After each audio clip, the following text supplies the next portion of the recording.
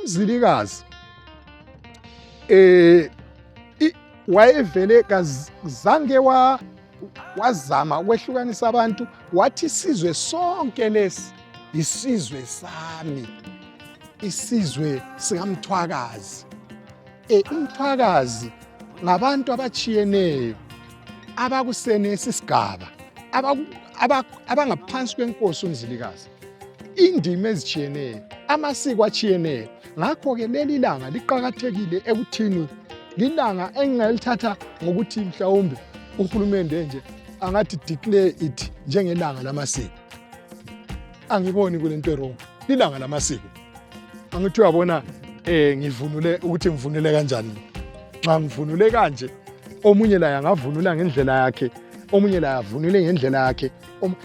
Isifiso sami ukuthi komunye umnyaka loba mhlawumbe kusiya phambili, nxa kunje kuyafanele sibe laba utshengise ukuthi hayi laba yilabana, laba yilabana, laba yilabana, laba yilabana. Kasi njengalamhlanje siyazi kulalabana, kulalabana, kulalabana.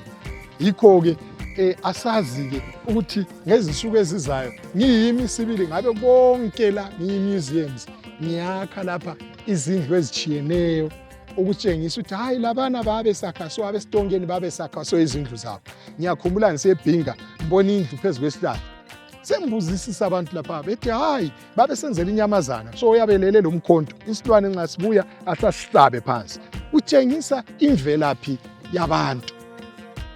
Yikho engingakufisa ukuthi ilizwe leli abantu babambane okoqotho, ilanga elinje liqakathekile njalo kumele lisapotwe.